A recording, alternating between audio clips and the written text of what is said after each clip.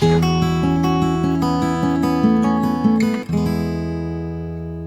हम स्टार्ट करने जा रहे हैं chapter 12, that is project appraisal. Project appraisal, तो प्रोजेक्ट प्लस उसका अप्रेजल। तो सबसे पहली बात आती है व्हाट इज प्रोजेक्ट। देखो, जब हम प्रोजेक्ट की बात करते हैं तो जो अभी 12th पास करके आए हैं ना, उनको लग रहा होगा प्रोजेक्ट मतलब हमारे बिजनेस स्टडीज़ के लिए हमने बोर्ड के लिए प्रोजेक्ट बनाया था, हमने अकाउंट के लिए प्रोजेक्ट बनाया था, हमने साइंस के लिए प्रोजेक्ट बनाया था, ये सब था। बट यहाँ पर हम उन प्रोजेक्ट्स की बात नहीं कर रहे। हम प्रोजेक्ट्स की बात कर रहे हैं जिसमें कि कुछ आप पैसा लगाते हैं और उसके रिटर्न में आपको उसका बेनिफिट्स मिलने स्टार्ट होते हैं। प्रोजेक्ट्स कैसे कैसे हो सकते हैं? मान लो मैंने फैक्ट्री लगाई है, तो फैक्ट्री लगाने में जो मेरा खर्चा आया है वो मेरे लिए आउटफ्लो है और उससे जो आने वाली इनकम मुझे होगी वो उसके इनफ्लोज हैं। जैसे गवर्नमेंट जो है, जैसे टोल रोड बनता है, ठीक है, टोल रोड बनता है, उसमें हम क्या करते हैं, एक बार टोल रोड जो रोड था वो बना दिया, उस पर आने में जो भी कंस्ट्रक्शन कॉस्ट आई, जो भी उसकी कॉस्ट आई, वो एक बार वन टाइम हमारी कॉस्ट होगी। उसके बाद टोल की फॉर्म में हमारे पास पैसा आना शुरू होता है और मेंटेनेंस की फॉर्म में हमारा पैसा जाना शुरू होता है। ठीक है, तो ये भी क्या है, वन टाइम एक मेजर आउटफ्लो हुआ, उसके बाद रेगुलर बेसिस पे इनफ्लो आउटफ्लो जो है उसमें लगे रहेंगे। एक मुझे कोई कंस्ट्रक्शन करने के लिए, बिल्डिंग को कंस्ट्रक्ट करने के लिए मुझे बोला गया, मेरे उसमें इनिशियली पैसे लगे लैंड को खरीदने में, साथ में उसकी मेंटेनेंस जो कंस्ट्रक्शन कॉस्ट पर फ्लोर के हिसाब से पड़ रही है, और जो मेरा क्लाइंट है जिसके लिए मैं ये काम कर रहा हूँ वो मुझे बोल रहा है कि ठीक है, लैंड मैंने खरीद ली, लैंड उसकी है, जो जब आप इतना काम हो जाएगा, 20% काम हो जाएगा मैं इतने पैसे दूंगा, 30% काम हो जाएगा इतने पैसे दूंगा, 50% काम हो जाएगा इतने पैसे दूंगा, इस तरह से लग रहे हैं मेरे रेगुलर बेसिस पे, और आने हैं मुझे उसमें एक पर्टिकुलर पॉइंट ऑफ टाइम के ऊपर कि इतना काम हो जाएगा तो उसके मुझे इतने पैसे मिल जाएंगे। सो ये हो गया प्रोजेक्ट। अब अप्रेजल क्या होता है? जब भी हम कोई काम स्टार्ट करते हैं ना, तो सबसे पहले हम उसके पॉजिटिव और नेगेटिव्स को ना ध्यान में रखते हैं, यानी कि हम उसके प्रोज एंड कॉन्स जो होते हैं ना उनको देख के चलते हैं। देखो, प्रोज एंड कॉन्स तो एक सब्जेक्टिव थिंग होगी कि अच्छा है बुरा है ये बातें। यहाँ हम बात कर रहे हैं इनफ्लो और आउटफ्लो की। तो जब भी हम कोई प्रोजेक्ट स्टार्ट करते हैं तो उससे आने वाले इनफ्लो और आउटफ्लो यानी कॉस्ट एंड बेनिफिट्स को हम उनमें कंपैरिजन करते हैं और देखते हैं कि क्या वो प्रोजेक्ट हमारे लिए फिजिबल है या नहीं है। ठीक है, तो जो डिफरेंट मेथड्स होते हैं ना प्रोजेक्ट को इवैल्यूएट करने के, हम प्रोजेक्ट अप्रेजल टॉपिक के अंदर उन सब को स्टडी करने वाले हैं। ठीक है, इसके अंदर सबसे पहला जो टॉपिक आता है, सबसे पहला जो मेथड आता है किसी प्रोजेक्ट को इवैल्यूएट करने का, that is accumulated profit method. Accumulated profit method. Accumulated profit method क्या होता है? देखो, एक्यूमुलेटेड प्रॉफिट मेथड क्या है? हम हर प्रोजेक्ट के मतलब जिस भी प्रोजेक्ट की हम बात कर रहे हैं उससे आने वाले इनफ्लोज और आउटफ्लोज उनको एक पॉइंट ऑफ टाइम पे एक्यूमुलेट कर लेते हैं जहां पे कि वो प्रोजेक्ट ने खत्म होना है। फर्स्ट केस, जहां उस प्रोजेक्ट ने खत्म होना है, तो उसके बाद हम देखते हैं, यानी सारा पैसा मैं अपनी जेब से लगा रहा हूं या मैंने सारा पैसा बैंक लोन से लिया हुआ है, किसी भी सिनेरियो में देखूं तो जो मैंने लगा रहा हूं उसको भी मैं एक्यूमुलेट कर लूंगा और जो मुझे आ रहा है मैं उसको भी एक्यूमुलेट कर लूंगा। हियर आई एम अज्यूमिंग कि मुझे जिस बेस रेट ऑफ इंटरेस्ट पे पैसा मिल रहा है, सेम रेट ऑफ इंटरेस्ट पे मेरा पैसा डिपॉजिट भी हो जाता है। सो हम प्रोजेक्ट से होने वाले सारे के सारे कैश फ्लो को से हम एक पॉइंट टी पे लेके जाना चाहते हैं, तो चाहे वो कोई कैश फ्लो C0 है, चाहे C1 है, चाहे C2 है, कुछ भी है, इन सब को, इनमें से कुछ पॉजिटिव होंगे कुछ नेगेटिव होंगे, इन सब को हम यहां पे एक्यूमुलेट कर लेंगे at a given rate of interest, at a given rate of interest, और फिर देखेंगे कि ये प्रोजेक्ट हमारे लिए, अगर ये वैल्यू पॉजिटिव देता है तो इसका मतलब ये प्रोजेक्ट हमारे लिए प्रॉफिटेबल है, अगर वैल्यू नेगेटिव देता है तो ये प्रोजेक्ट हमें स्टार्ट ही नहीं करना चाहिए, बिकॉज ये हमारी ओवरऑल हमें लॉस ही दे रहा है। But when the question is to compare two projects, when the question is to compare two projects, तो हम क्या करेंगे? मान लो ये प्रोजेक्ट ए है, ये प्रोजेक्ट बी है, दोनों टी पे खत्म हो रहे थे, दोनों के एक्यूमुलेटेड वैल्यू ऑफ ए निकाल लिया, एक्यूमुलेटेड वैल्यू ऑफ बी निकाल लिया, जिसका एक्यूमुलेटेड वैल्यू ज्यादा है वो प्रोजेक्ट अच्छा है। ठीक है, बट यहां पर मैंने क्या एज्यूम किया कि यहां पे दोनों के दोनों जो प्रोजेक्ट्स हैं उनका जो फिनिशिंग टाइम था, जो कंप्लीशन टाइम था, वो क्या था, T ईयर था। बट पॉसिबिलिटी तो ये भी हो सकती है कि एक प्रोजेक्ट 20 साल पे खत्म हो रहा है, एक प्रोजेक्ट 25 साल पे खत्म हो रहा है, और आप उन दोनों को कंपेयर करना चाहते हैं। तो ये बात हम शुरू से पढ़ते आ रहे हैं, whenever we want to compare two say amounts they should be at the same point of time। एक 20 साल की वैल्यू को एक 25 साल की वैल्यू से कंपेयर नहीं कर सकते, क्योंकि हो सकता है 20 साल वाली वैल्यू को अगर हम एज इट इज डिपॉजिट रहने दें तो 25 साल के बाद वो दूसरे वाले प्रोजेक्ट से ज्यादा ही वैल्यू दे दे। सो जब भी हम दो अमाउंट्स को कंपेयर करना चाहते हैं तो they should be at the same point of time. And theoretically हम ये मान के चलते हैं कि हम हमेशा कंपैरिजन जब करेंगे तो लॉन्गर ड्यूरेशन प्रोजेक्ट के फिनिशिंग टाइम पे कंपेयर करेंगे। यानी कि अगर एक प्रोजेक्ट 20 साल का है, एक प्रोजेक्ट 22 साल का है, तो हम दोनों की एक्यूमुलेटेड वैल्यू पहले उनके फिनिशिंग टाइम पे, एक की 20 पे, एक पे 22 पे निकालेंगे। But when we want to compare कि कौन सा अच्छा है, तो जो 20 पे आंसर निकला है उसको हम एक्यूमुलेट करके पहले 22 पे लेके जाएंगे, 22 ईयर पे लेके जाएंगे, फिर दोनों की वैल्यू 22 पे आ गई। अब 22 पे पहुंचने के बाद हम इन दोनों को कंपेयर करेंगे कि यस कौन सा प्रोजेक्ट हमारे लिए अच्छा है। ठीक है, आपको लग रहा होगा हम 20 वाले को 22 पे लेके जा रहे हैं, क्यों ना हम 22 वाले को 2 साल बैकवर्ड v⁻2 से मल्टीप्लाई करके ले आए। लग तो रहा होगा कि हम उसको जो आगे है उसको पीछे ले आते हैं, तब भी तो दोनों सेम पॉइंट ऑफ टाइम पे हो जाएंगे। हाँ, अगर आप सिर्फ कैलकुलेशन पार्ट से देख रहे हैं तो ठीक है, ठीक है। बट हम ये एज्यूम करके चलते हैं कि अगर हम सब 2 साल पीछे ले आते तो हम 20 के बाद वाले जो कैश फ्लोज हैं उनको कैसे कंसिडर कर सकते हैं, जबकि वो अभी मिले ही नहीं हैं। तो मैंने कहा थियोरेटिकली ये माना जाता है कि अगर हमें दो प्रोजेक्ट्स को कंपेयर करना हो तो हम लॉन्गर ड्यूरेशन वाले प्रोजेक्ट के जो फिनिशिंग टाइम है उसके ऊपर दोनों की एक्यूमुलेटेड वैल्यू कैलकुलेट करके चलते हैं। लाइक इसको एक एग्जांपल से समझते हैं। जैसे ये क्वेश्चन है, find the accumulated profit after 20 years of a project that pays out 80,000 at time 0। यानी कि जिस प्रोजेक्ट ने 80,000 टाइम 0 पे देने हैं, लगाने हैं, और 6 से लेकर 16 तक इंक्लूसिव 12,000 रुपये आएगा। यानी 6 पे भी आएगा, 7 पे भी आएगा, 16 पे भी आएगा, तो इन टोटल देखा जाए तो 11 पेमेंट्स आएंगी। बट हमें इसकी एक्यूमुलेटेड वैल्यू कहाँ निकालनी है, 20 पे निकालनी है। तो मैंने क्या बताया, हर कैश फ्लो को हम 20 पे एक्यूमुलेट कर लेंगे।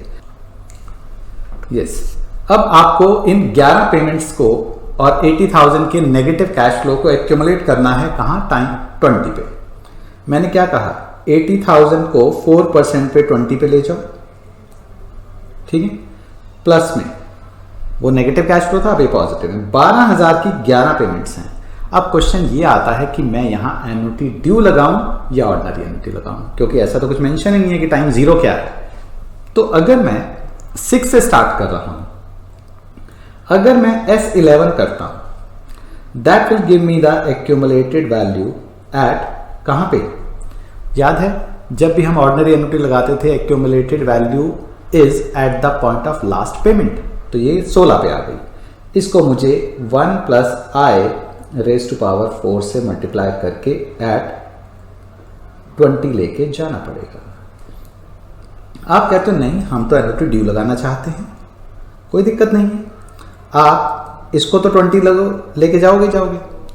इसके अलावा जो 12,000 की आपने एस ड्यू 11 किया है, ये आपको एक्यूमुलेटेड वैल्यू कहाँ दे देगा, एक्यूमुलेटेड वैल्यू देगा एट पॉइंट कहाँ पे, जब भी हम ऑर्डिनरी एन्युटी ड्यू लगाते हैं, that give us the accumulated value 1 payment interval after the last payment, तो ये देगा 17 पे।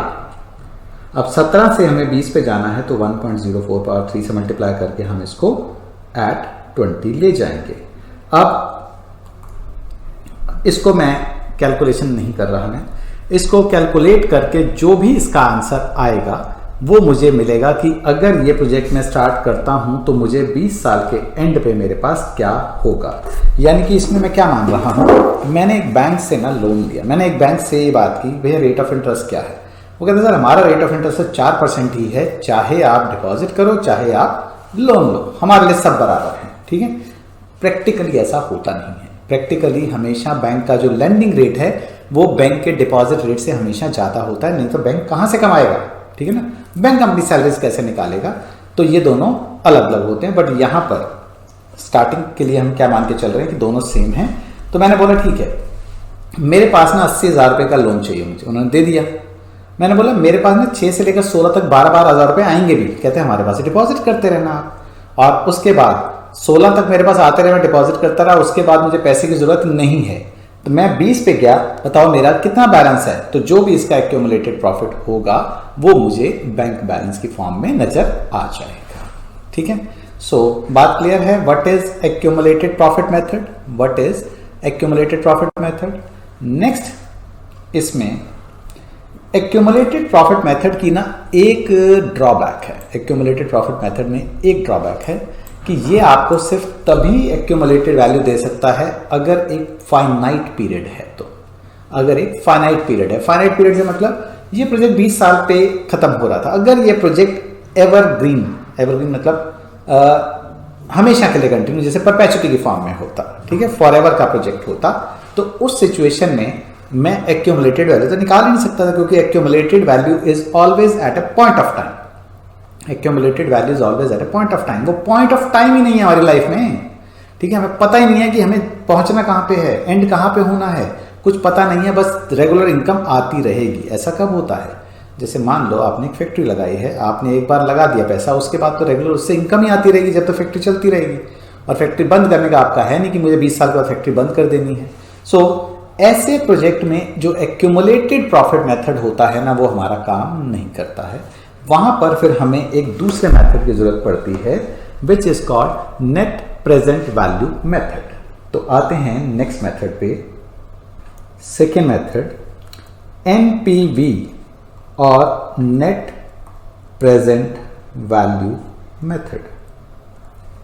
एनपीवी मेथड और नेट प्रेजेंट वैल्यू मेथड। इसमें हम सिंपली क्या करते हैं, जैसे हमने हर प्रोजेक्ट के कैश, जिस भी कैश फ्लो प्रोजेक्ट की बात हो रही थी, उस प्रोजेक्ट के कैश फ्लोज को हमने एक्यूमुलेट कर लिया था एक पॉइंट ऑफ टाइम पे।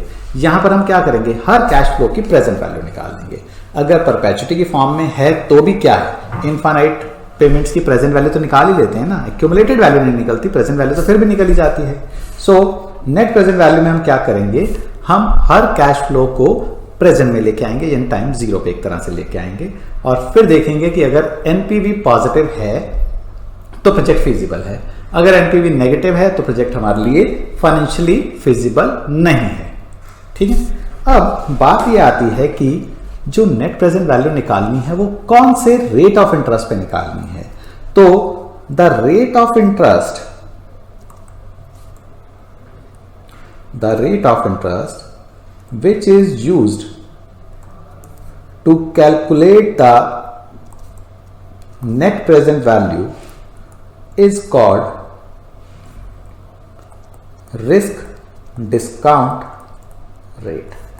अब आपको लग रहा होगा ये तो डिस्काउंट का रेट है, इंटरेस्ट थोड़ी है। नहीं है, ये इंटरेस्ट रेट ही, इसका नाम डिस्काउंट रेट है, रिस्क डिस्काउंट रेट है। ठीक है, अब नाम, हाँ बहुत से लोग होते हैं अपने नाम के बिल्कुल ऑपोजिट काम कर रहे होते हैं। ठीक है ना, जिसका नाम शांति है जरूरी थोड़ी कि वो शांति होगी। सो इसलिए रिस्क डिस्काउंट रेट से हमारा यहाँ क्या मतलब है, देखो दो तरह के रेट ऑफ इंटरेस्ट होते हैं। एक होता है risk free rate of interest, risk free rate of interest. जैसे आप गवर्नमेंट बॉन्ड्स में इन्वेस्ट करते हैं, that is risk free rate of, that gives you the risk free rate of interest, because उसके अंदर रिस्क नहीं है। आप बोलोगे रिस्क नहीं है, हाँ रिस्क नहीं है। अगर रिस्क है तो क्योंकि उसकी गारंटी किसने दे रखी है, रिजर्व बैंक ऑफ इंडिया ने। और अगर reserve bank of India he fail हो जाएगा, अगर वो भी सेफ नहीं है आपके लिए, फिर तो आपको इंडिया के अंदर तो कोई भी चीज आपको सेफ्टी नहीं प्रोवाइड कर सकती, क्योंकि कुछ भी चीज लोगे अल्टीमेटली वो कन्वर्ट तो किस में होनी है, वो अल्टीमेटली कन्वर्ट तो होनी है रुपीज के अंदर। और रुपीज अगर आप बोल रहे हो कि रुपीज की तो फेल हो चुका है रुपीज, तो इसलिए फिर तो कोई मतलब ही नहीं रह जाता है। तो गवर्नमेंट बॉन्ड जो होते हैं वो risk free rate of interest आपको प्रोवाइड करते हैं। आप सोच रहे होंगे कि क्या फिक्स डिपॉजिट्स होती हैं वो भी रिस्क फ्री होती हैं? फिक्स डिपॉजिट्स जो होती हैं क्या वो भी रिस्क फ्री होती हैं? नहीं, रिस्क फ्री नहीं होती हैं, बिकॉज आरबीआई आपके बैंक के डिपॉजिट्स में जो है पहले 1 लाख रुपए की गारंटी देता था एंड अब 5 लाख कर दिया है उसको। यानी कि अगर आपका कोई भी बैंक में पैसा है और अगर बैंक डिफॉल्ट कर जाता है, बैंक फेल हो जाता है, इन दैट केस आरबीआई कहता है कि हम आपको 5 लाख रुपए तक तो कंपनसेट कर देंगे। सो अगर आपके पास बैंक अकाउंट में 10 लाख पड़ा है और वो बैंक डिफॉल्ट कर जाता है तो आरबीआई आपको 5 लाख देगा। अगर आपके पास 5 पड़ा तो 5 देगा, 2 पड़ा तो 5 नहीं देगा, ठीक है, 2 पड़ा है तो 2, यानी कि 5 लाख की उन्होंने गारंटी दे रखी है, 5 लाख की उन्होंने कैप दे रखी है कि इतना हम आपको सिक्योर करके चलते हैं। बट अगर मैं इंडियन कंटेक्स्ट में देखूं तो बैंक फेल नहीं होते। अगर कोई बैंक फेल हो भी रहा है ना तो आरबीआई जो है उस बैंक को किसी दूसरे बैंक में मर्ज कर देता है, ठीक है।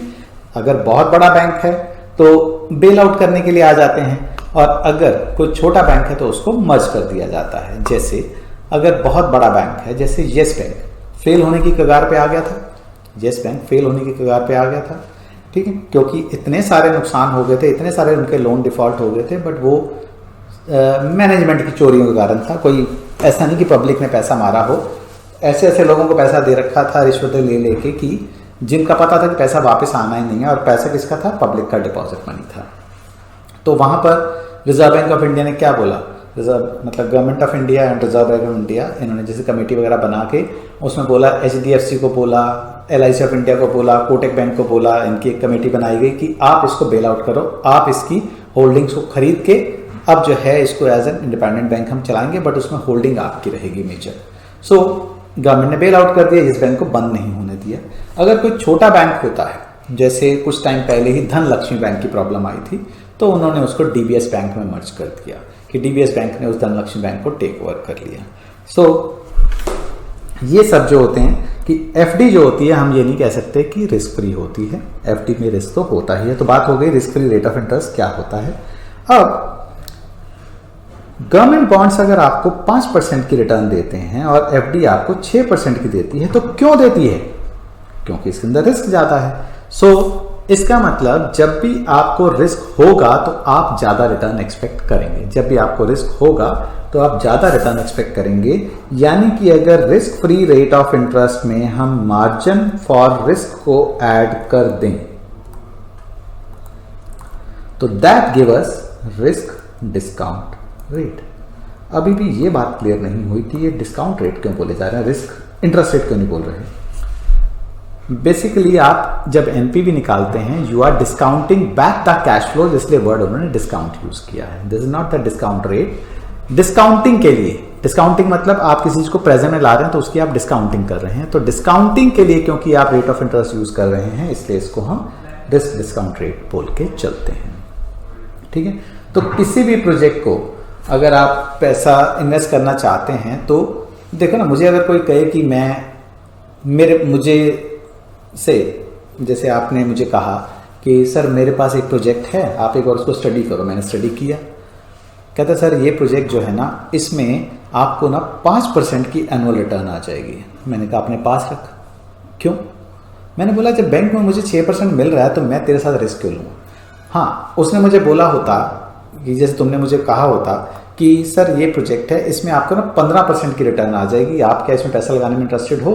अब मुझे समझ आई बात कि बैंक में मिल रहा है 6%, ये दे रहा है 15%, तो जो 9% मुझे बीच में मिल रहा है that is for the risk I am taking by investing in his project, ठीक है ना।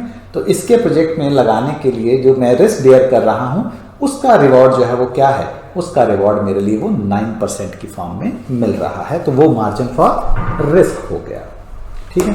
तो ये बात तो क्लियर होगी कि व्हाट इज एनपीवी, मतलब what is risk free rate of interest and what is risk discount rate. अब बात करते हैं कि अगर हमें एनपीवी कैलकुलेट करना हो तो हम कैसे कैलकुलेट करेंगे। एक क्वेश्चन से समझते हैं इसको। ये क्वेश्चन देखते हैं। Indo-Asian consultancies asked to set up a new computer system for a large client. ठीक है। It has two choices R and S. Project R जो है वो कहता है कि सारे का सारा काम हम बाहर के लोगों से ही करवाएंगे, और estimated cash flow project R के ये हैं कि 2 लाख रुपया दिया बाहर वाली कंपनी को, फिर उसके बाद 1 साल के बाद 2.5 लाख और दिया, और 1 साल के बाद 3 लाख और दिया, और 3 साल के एंड पे उन्होंने वो काम करके दे दिया, और उसका आपने 11 लाख रुपया जिसके लिए भी आप काम कर रहे थे उससे आपने 11 लाख रुपया ले दिया। प्रोजेक्ट एस जो है that carries all the development work in house by purchasing necessary equipment. हम सब कुछ इन हाउस करवाने वाले हैं। पहले हमने 3,10,000 के इक्विपमेंट खरीदे, 80,000 की through out the first year, through out the year 1 हमने कॉस्ट दी है, और वो कैसे पे की है? यूनिफॉर्मली पे की है। ईयर 2 में हमने 1 लाख दिया, ईयर 3 में हमने 1,20,000 दिया, और 3 साल के एंड पे तो 11 लाख ही मिलने हैं जिसके लिए हम काम कर रहे हैं उससे। Calculate the NPV for the project R and project S using a risk discount rate of 20% per annum, using NPV as a criteria which project is preferable.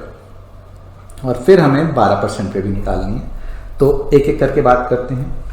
जैसे पहले अगर आर प्रोजेक्ट की बात करूं, प्रोजेक्ट आर की अगर मैं बात करूं, 0 टाइम पे उन्होंने 2 लाख रुपया कॉन्ट्रैक्टर को दे दिया, 1 ईयर पे 2.5 लाख रुपया कॉन्ट्रैक्टर को दे दिया, 2 ईयर पे 3 लाख रुपया कॉन्ट्रैक्टर को दे दिया, एंड 3 साल के एंड पे जिसके लिए काम कर रहे हैं वो आपको 11 लाख रुपया दे देगा। अब 20% पे इसकी मुझे प्रेजेंट वैल्यू चाहिए, तो सिंपल 2 लाख तो ऑलरेडी 0 पे ही है, माइनस में 2,50,000 ये 1 साल बाद देना है, 3 लाख 2 साल बाद देना है, 11 लाख 3 साल बाद आना है। All calculation at the rate of 20% मैंने कैलकुलेट की, तो मेरा प्रोजेक्ट आर का नेट प्रेजेंट वैल्यू निकल आया। अगर मैं इसको कैलकुलेट करूं तो -2 lakh minus 2,50,000 into 1.20 rest power -1 minus 3 lakh into 1.20 rest power -2 plus 11 lakh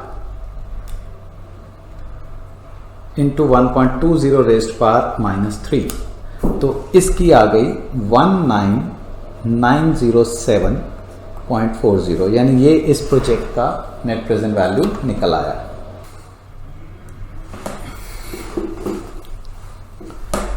अब बात करते हैं प्रोजेक्ट एस की। देखो प्रोजेक्ट एस में क्या है, प्रोजेक्ट एस में पहले 3,10,000 तो आपने लगाने हैं। प्रोजेक्ट एस में 3,10,000 तो आपके पहले दिन ही लग जाएंगे जो आप अपने लिए इक्विपमेंट्स खरीदेंगे।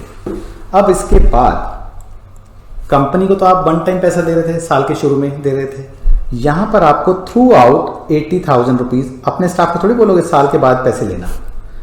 फिर दूसरे साल में आपको 1 लाख देना है, तीसरे साल में आपको 1,20,000 देना है, एंड तीसरे साल के एंड पे आपको 11 लाख रुपए आ जाएंगे।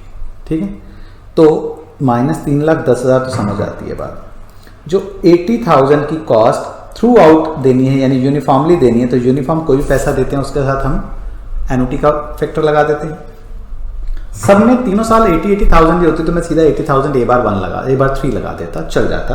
बट यहाँ अलग अलग है, तो 3 ही साल है, तो मुझे इंक्रीजिंग एनुटी के चक्कर में पड़ने की जरूरत क्या है।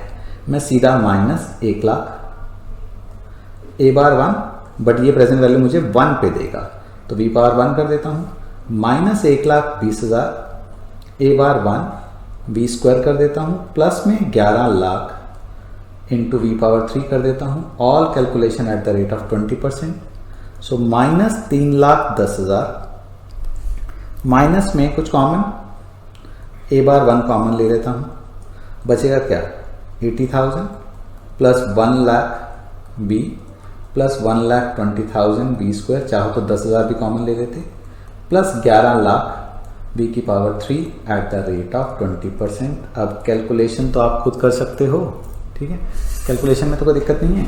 तो ये कैलकुलेशन आपने की, तो ये आपकी प्रोजेक्ट एस की जो है नेट प्रेजेंट वैल्यू निकल आई।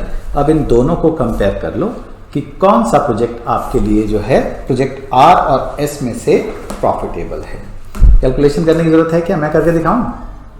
नहीं, हो जाएगा ना, ठीक है। अब जैसे हमने देख लिया कि प्रोजेक्ट आर और एस की एनपीवी क्या है, अब सेकंड पार्ट में हमें क्या बोला है, calculate the NPV of the project R and S using a risk discount rate of 12%। अब 12% पे निकालनी है, यानी कि सारी कैलकुलेशन दोबारा करनी है, बट कौन से रेट ऑफ इंटरेस्ट पे करनी है? 12% पे करनी है। अब आपको लग रहा होगा ये क्यों दे दिया? देखो होता क्या है, कई बार ऐसा होगा कि एक रेट ऑफ इंटरेस्ट पे अगर मान लो आपको प्रोजेक्ट आर जो है प्रॉफिटेबल लग रहा है, तो हो सकता है कि दूसरे रेट ऑफ इंटरेस्ट पे दूसरा प्रोजेक्ट प्रॉफिटेबल हो। ठीक है, इसलिए वही चीज को ये ना शो करना चाहते होंगे कि जैसे अगर हम इसका देखें, आर का हमारा ये आया है 20% पे, 20% पे देख रहे हैं तो आर का निकाल लिया, एस का निकाल लिया, 12% पे आर का निकाल लिया, एस का निकाल लिया। लेकिन देख ही लेते हैं।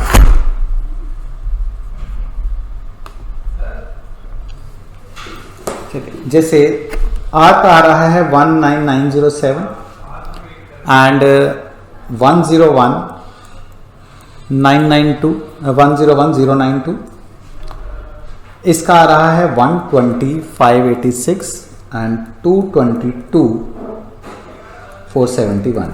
इसमें तो दोनों ही केसेस में जो प्रोजेक्ट एस है वो प्रॉफिटेबल है। ठीक है, 20% पे भी और 12% पे भी।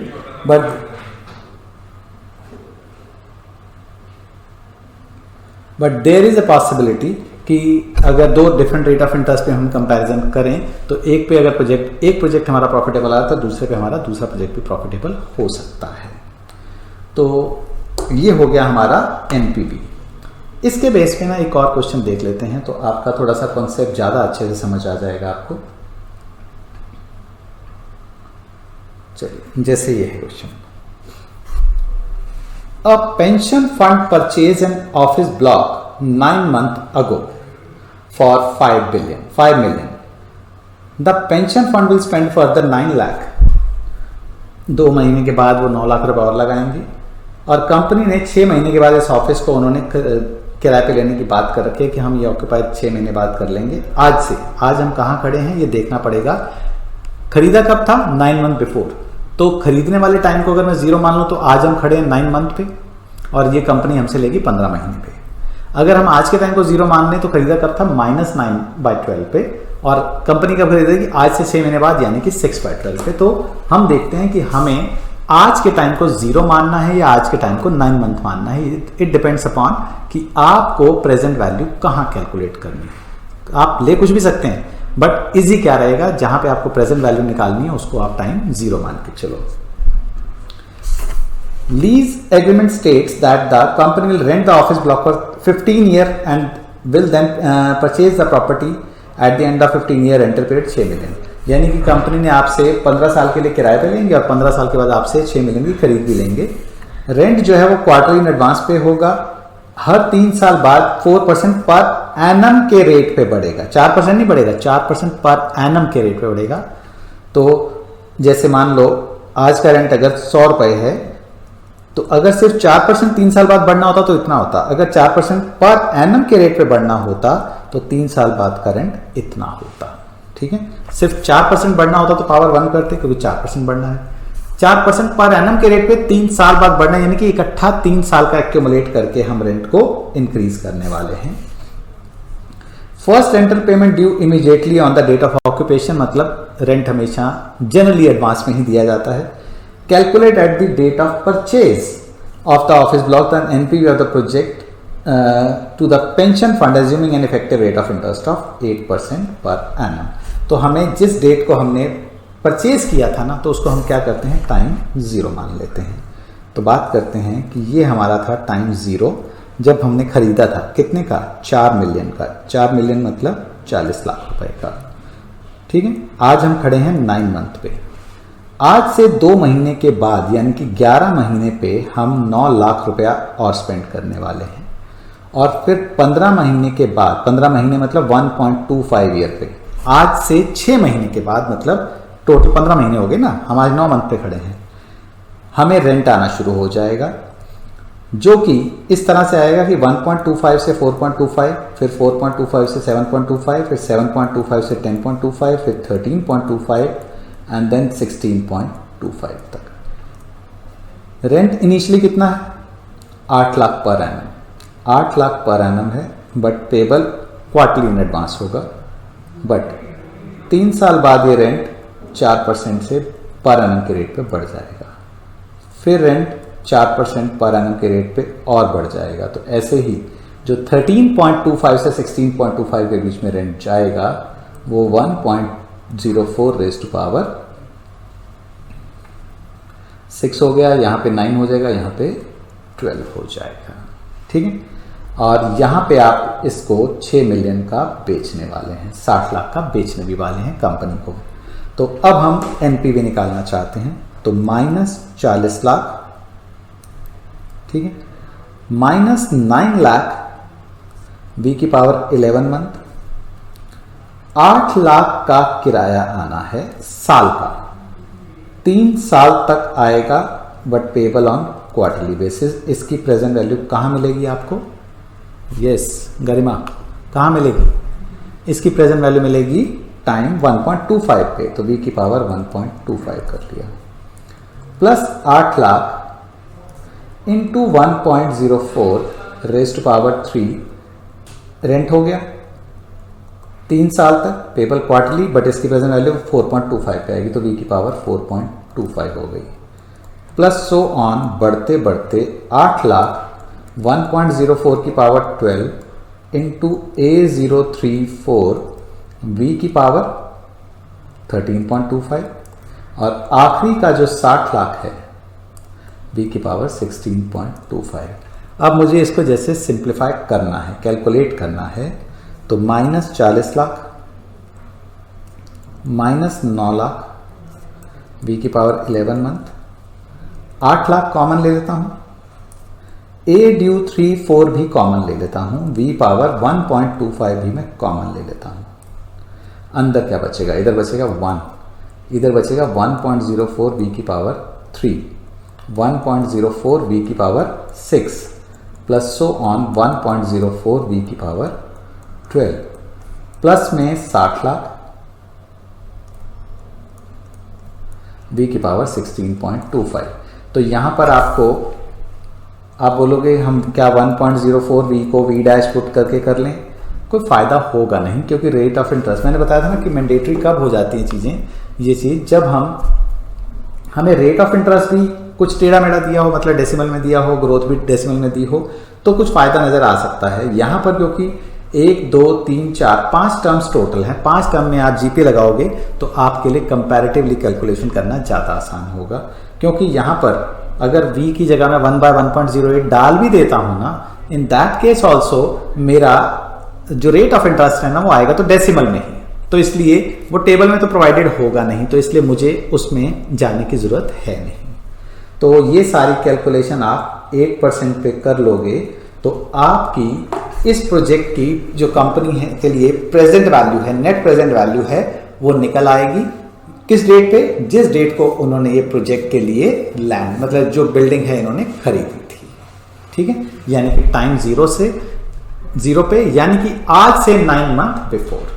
अगर आप इस क्वेश्चन में मान लो आपके एग्जाम टाइम पे दिमाग में स्ट्राइक नहीं करता कि 0 लेना है, आप 9 मंथ पे भी कर सकते हो, कोई दिक्कत नहीं है, बस क्योंकि at the date of purchase चाहिए, तो 9 मंथ पे अगर निकाल लिया आपने वैल्यू, तो आपको फिर क्या करना पड़ेगा? 9 मंथ पे सारी वैल्यू निकाल के उसको फिर आपको 9 मंथ बिफोर लेके जाना पड़ेगा। तो उस केस में जो 40 लाख लगाए थे, इसको भी 9 मंथ पे लाने के लिए पहले आप 1.08 रेज़ पावर 9 मंथ पे लेके आओगे, यानी कि 9 मंथ पे सब कुछ। हाँ, अगर क्वेश्चन में बोला होता calculate the net present value of the project at the now, ठीक है, एट मतलब टुडे की बात कर रहे होते, कैलकुलेट द एनपीवी टुडे, तो टुडे मतलब हर चीज हमें 9 मंथ पे चाहिए है। तो अगर ऐसे कर लेते कोई दिक्कत नहीं थी, सारे आंसर को 9 मंथ आगे ले जाओ, या फिर अगर आप इनफ्लो और आउटफ्लो को अलग अलग देखना चाहते हैं तो 40 लाख को 9 मंथ पे एक्यूमुलेट करोगे, माइनस वाले को -9 लाख को 2 महीने पीछे लेके आओगे, बाकी सबको आप 9 मंथ पे लेके आओगे, और उससे आपकी एनपीवी एट नाउ आ जाएगी, एनपीवी टुडे आ जाएगी। चलिए, हो जाएगा ये, कोई डाउट इसमें रह गया? नहीं, ठीक है। तो ये हमारा हो गया नेट प्रेजेंट वैल्यू का कॉन्सेप्ट। नेक्स्ट हम आते हैं, इसका ना एग्जाम में 1-2 बार क्वेश्चन लास्ट कुछ ईयर में आ चुका है, that is cross over point, cross over point, ठीक है। क्रॉस ओवर पॉइंट होता क्या है? देखो मान लो दो प्रोजेक्ट हैं। एक प्रोजेक्ट जो है आपको एक रेट ऑफ इंटरेस्ट पे ज्यादा एनपीवी देता है और दूसरा वाला कम देता है। मैंने आपको कहा कि अगर एक रेट ऑफ इंटरेस्ट हम लेके चलते हैं, उस रेट ऑफ इंटरेस्ट पे हो सकता है कि एक की एनपीवी ज़्यादा दूसरे की कम है, बट दूसरे रेट ऑफ इंटरेस्ट पे हो सकता है एक की एनपीवी कम और दूसरे की ज़्यादा हो जाए, ठीक है। तो क्रॉस ओवर पॉइंट क्या होता है? क्रॉस ओवर पॉइंट होता है ऐसा रेट ऑफ इंटरेस्ट जहां पे कि दोनों के दोनों प्रोजेक्ट्स की जो एनपीवी है वो क्या हो जाएगी? बराबर हो जाएगी। यस, तो एग्जाम में अगर क्वेश्चन आता है फाइंड क्रॉस ओवर पॉइंट, तो आप क्या करेंगे? आप एक रेट ऑफ इंटरेस्ट से आई मान लेते हैं, आई नॉट। आप एनपीवी ऑफ ए निकाल लेंगे, कौन से रेट ऑफ इंटरेस्ट पे? आई नॉट पे, वो आई नॉट की टर्म में आएगा। आप एनपीवी ऑफ बी निकाल लेंगे, वो भी आई नॉट की टर्म में आएगा। इसको इधर लाके माइनस कर देंगे, या तो दोनों को इक्वेट कर दो और आई के लिए सॉल्व कर लो, या NPV of A minus NPV of B करके उसको जीरो के इक्वेट कर दो। आपकी एक इक्वेशन आएगी। आपको आई के लिए सॉल्व करना है, आप लीनियर इंटरपोलेशन लगा के आप आई के लिए सॉल्व कर सकते हैं। ये तो हो गया फर्स्ट सिनेरियो जहां पर आपको क्या करना होगा?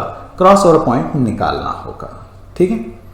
Second type, second category question की क्या आती है? सेकेंड कैटेगरी क्वेश्चन की आती है जहां पर आपको ये शो करना होता है कि शो करो कि क्रॉस ओवर पॉइंट जो है lies between A% and B%। आपको ये शो करना है कि क्रॉस ओवर पॉइंट A% और B% के बीच में लाई करता है, ठीक है। तो आपको क्या करना है और स्टूडेंट क्या करते हैं या क्या गलतियां की उन्होंने, ठीक है।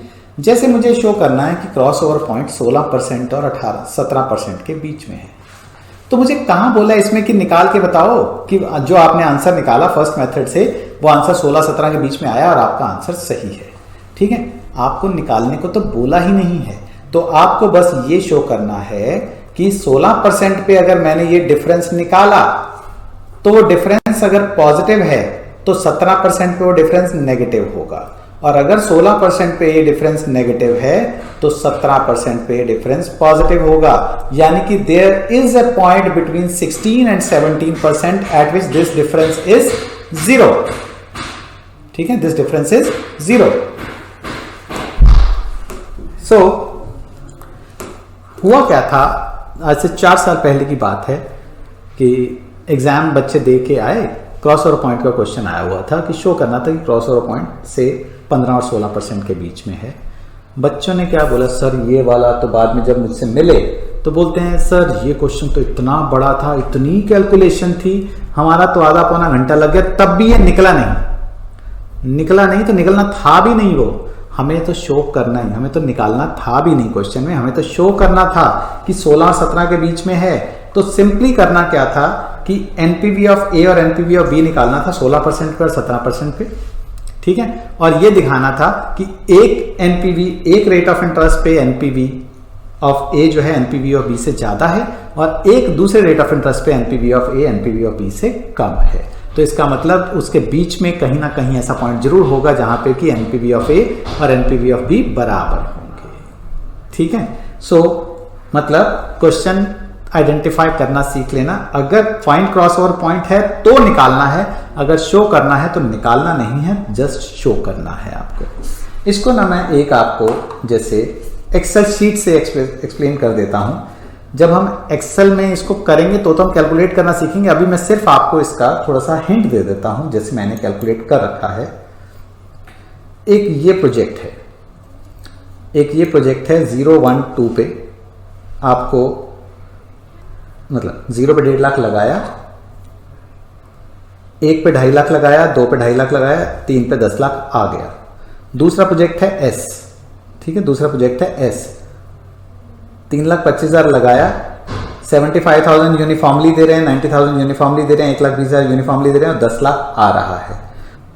मैं इस कैलकुलेशन को हाइड कर देता हूं। 15% पे मैंने NPV R की निकाली हुई है और S की निकाली है। कैसे निकाली है जब हम एक्सेल करेंगे तो सीख लेंगे, ठीक है। अभी फॉर द टाइम बिंग समझ लो कि हो सकता है मैंने कैलकुलेटर से निकाल के, मैंने नहीं एक्सेल से की, ठीक है। मैंने NPV ऑफ R निकाली, NPV ऑफ S निकाली, NPV ऑफ R निकाली, NPV ऑफ S निकाली, इन सब पे निकाली। अब मैं जानना चाहता हूं कब ये बराबर हो जाएंगे। तो देखो, अगर मैं इसको देखूं, मैंने क्या किया, मैंने यहां देखा R जो था उसकी प्रेजेंट वैल्यू NPV S से कम थी, R S से कम है, बट यहां पर R S से ग्रेटर हो गया। इसका मतलब there is cross over point between 16% and 17%। तो मुझे निकालने की जरूरत थोड़ी थी, मुझे शो करना था तो मैंने शो कर दिया। अब मैं आपको दिखाता हूं किस तरह से क्रॉस ओवर पॉइंट जो है निकलता है। अगर मान लो मैं इन सभी को कंसिडर करते हुए एक चार्ट इंसर्ट कर देता हूं, लाइन चार्ट, तो आप देख रहे हैं कि ये फर्स्ट रेट ऑफ इंटरेस्ट है, इस पे आपका R जो था ये R था, ये S था, तो R S से कम था। सेकंड वाले पे भी R जो था S से कम था, बट जैसे ही थर्ड पे आए तो आपका R ऊपर चला गया और S नीचे आ गया। इसका मतलब there is a rate of interest between 16 and 17%, जहां पे कि क्या हो जाएगा, जहां पे आपका रेट ऑफ इंटरेस्ट ऐसा जरूर होगा 16 और 17% पे, जहां पे कि इनकी NPV क्या हो जाएगी, बराबर हो जाएगी। और वही जो बराबरी का पॉइंट है, that is called cross over point, that is called cross over point.